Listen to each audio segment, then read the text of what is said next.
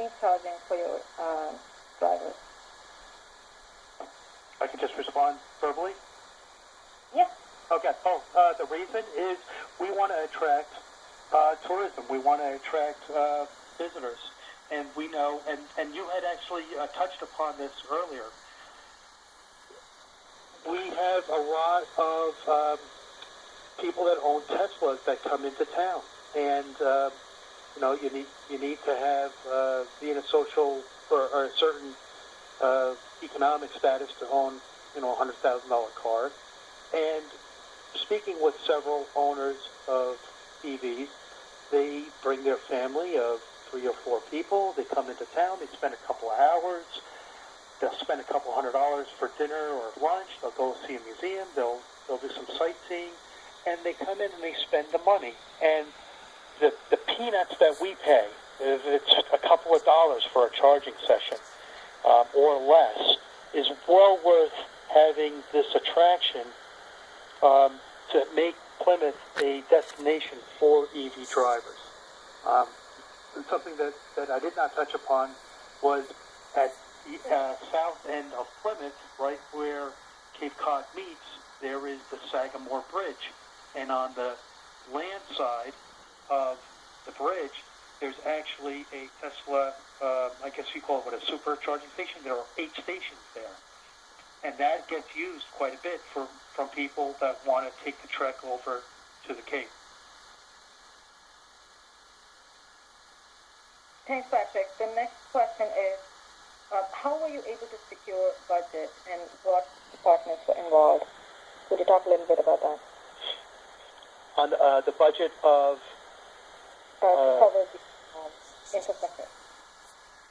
Oh, okay. Well, the Office of Community Development, which is federally funded, and they look at ways to enhance economic development and tourism in the town.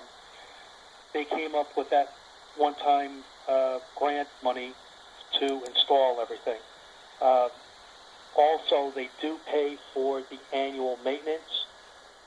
I forget what the fee is exactly per port, or maybe you can tell everyone. I think it's around $275 or something like that.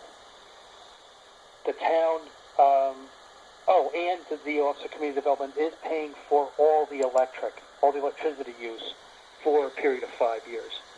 And so the town right now, the only obligation that we have is to pay for the electric for the one pilot station down at the waterfront.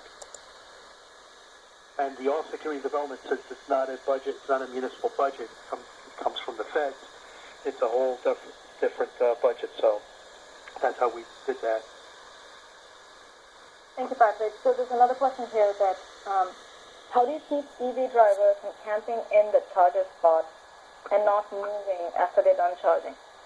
So I'm going to take this question. There's a bunch of things that we offer to basically enable a shared use type of scenario.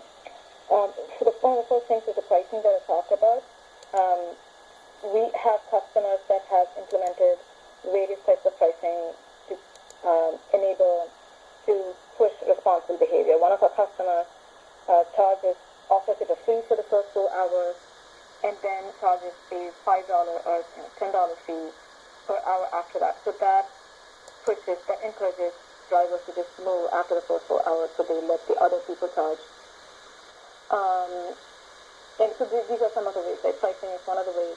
We also give notifications to drivers to let them know that, hey, your charging is done, so they can move out.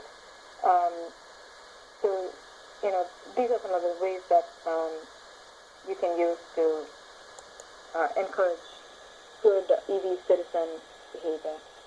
The second question I have, which also I'm going to take, is, do you support Tesla cars? So I get this a lot. So yes, we do. We support all cars in the market. We have, for the level 2, we support all cars.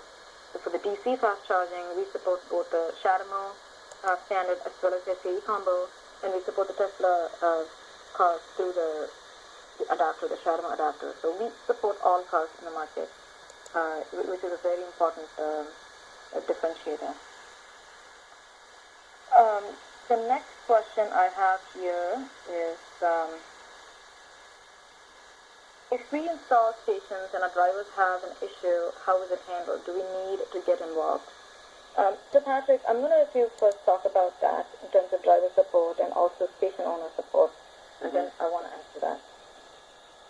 You're going to answer that. Okay. Yeah.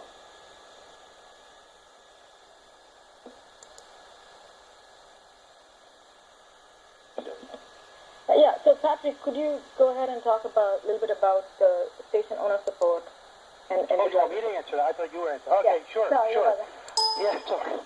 All right, so what happens is once you're all set up and you have the active monitoring, anytime there's a brownout, blackout, any type of issue where the charging station is affected, you'll receive an alert via email, or I guess you can get a text also, but I don't have texting capability, so just goes to my work email. And what happens is there's some areas in town where our electric infrastructure is probably not the greatest, so I do tend to get quite a few alerts, and most of them are soft resets or boot ups or something, because we've had these little brownouts or blackouts. And what happens is I'll take a quick look, make sure that it's a soft reset or so on. Then I'll log on to the website, the ChargePoint website, and as an administrator, you can see what is going on. If everything is in green, everything is great. If it's in black, then there's some sort of issue, and I think if it's red, it's like out of service or so on.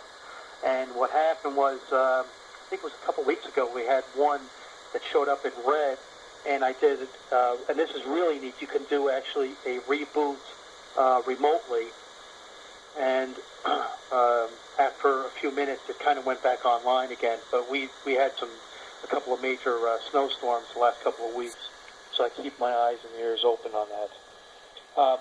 But it's really good where, as an administrative stance, you can actually see how your stations are doing, if they're active, if they're not.